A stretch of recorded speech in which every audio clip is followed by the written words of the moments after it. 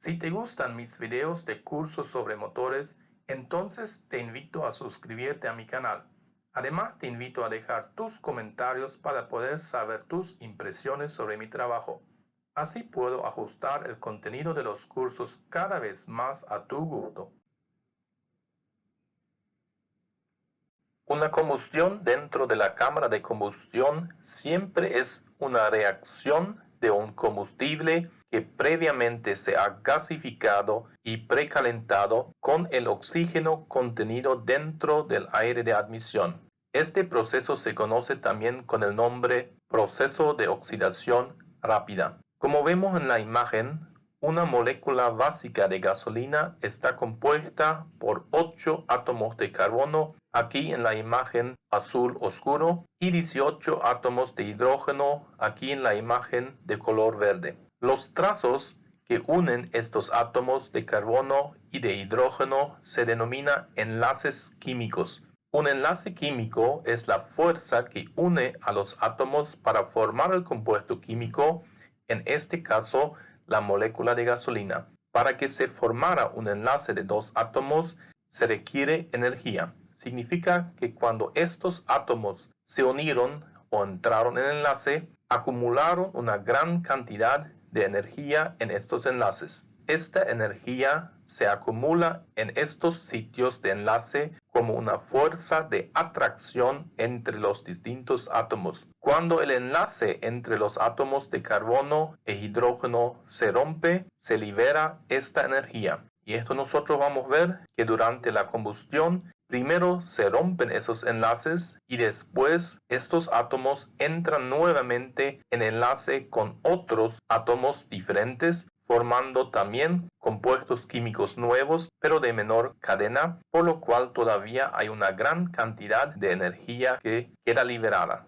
La relativamente alta presión y el calor de la compresión fomenta la gasificación del combustible y su mezcla íntima con el aire de admisión. La descarga eléctrica del arco voltaico entre los electrodos de la bujía de encendido del respectivo cilindro desencadena el proceso de combustión, o sea, proceso de oxidación rápida de las moléculas del combustible. Cada descarga eléctrica entre dos electrodos que se encuentran separados causa un arco voltaico y este arco voltaico libera una gran cantidad de calor que justamente inicializa este proceso de oxidación. Durante el proceso de oxidación rápida de las moléculas del combustible, primeramente se rompen los enlaces de las moléculas, por lo cual ahora los átomos de carbono y de hidrógeno de las moléculas se han separado y son inestables. Esto justamente vemos en esta imagen, donde vemos una parte de la molécula del combustible y vemos puntos de ruptura de los enlaces causados por el calor liberado por la descarga eléctrica de la chispa. Esta rotura de los enlaces libera la energía que hace incrementar el calor y con esto la presión dentro de la cámara de combustión. El oxígeno contenido dentro del aire de admisión entra en enlace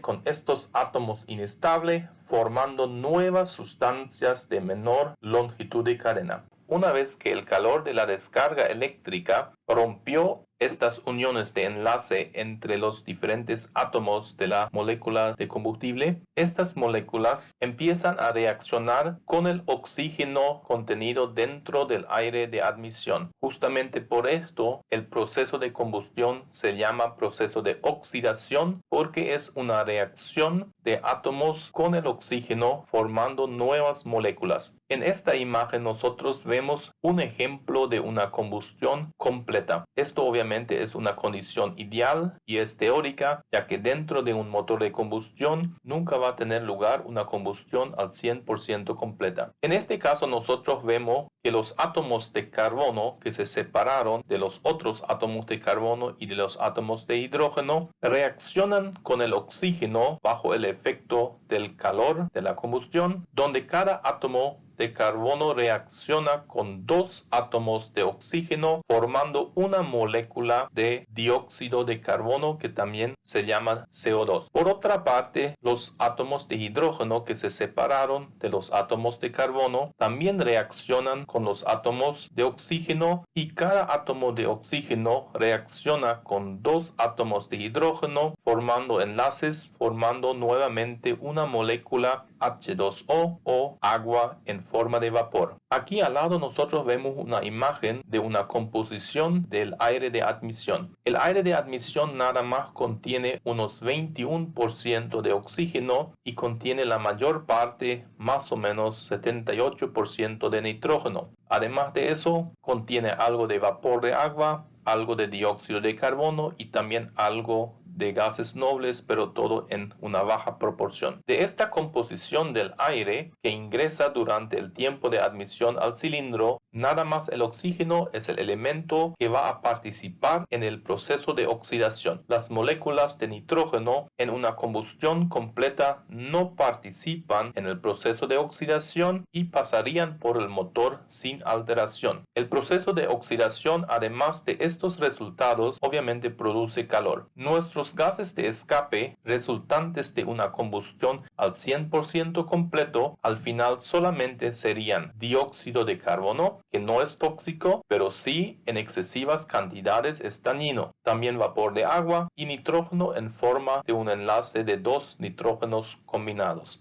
En una combustión completa del combustible en la cámara de combustión, todas las moléculas del combustible se han oxidadas completamente con el oxígeno, formando por lo tanto nada más las moléculas resultantes dióxido de carbono, que vimos ya que no es tóxico, pero sí en excesivas cantidades puede ser dañino, y vapor de agua. La combustión completa, o sea la oxidación completa de todos los átomos de carbono y de hidrógeno para formar nada más moléculas de dióxido de carbono y moléculas de vapor de agua, es un anhelo que no se puede lograr dentro de una cámara de combustión de un motor Otto debido a las condiciones desfavorables. Por esta razón nosotros vamos a tener en una combustión parte de las moléculas que se queman al 100% y otra parte de las moléculas que tienen una combustión incompleta. Esta combustión parcial tiene lugar especialmente cuando al momento de la oxidación no hubo la cantidad necesaria de átomos de oxígeno. Lo que vimos ya en un tema anterior, cuando habíamos hablado de mezclas, eso sería una mezcla rica. En una mezcla rica se tiene un exceso de combustible, con otras palabras, una falta de aire. Y si tenemos una falta de aire, tenemos una falta de oxígeno. Además, esta combustión incompleta tiene lugar cuando el aire y el combustible durante el tiempo de admisión no se mezclan homogéneamente.